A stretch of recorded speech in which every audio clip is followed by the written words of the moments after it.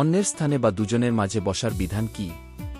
অন্যের কাপড় দ্বারা হাত মোছা বৈধ কিনা?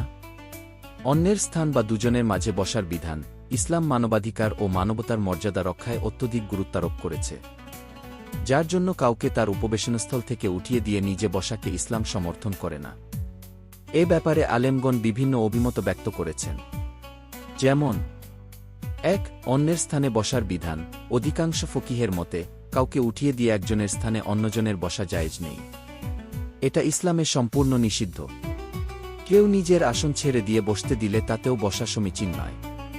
কেননা রাসূল সাল্লাল্লাহু আলাইহি ওয়াসাল্লাম ইরশাদ করেছেন, এতে অন্যের অধিকারে হস্তক্ষেপ করা হয়। এটা ইসলাম সমর্থিত নয়।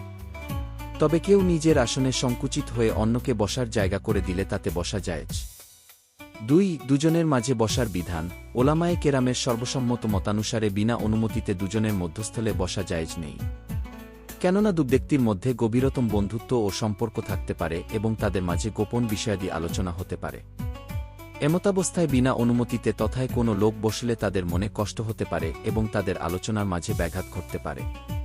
তবে তাদের অনুমতি সাপেক্ষে বসতে কোনো ক্ষতি নেই।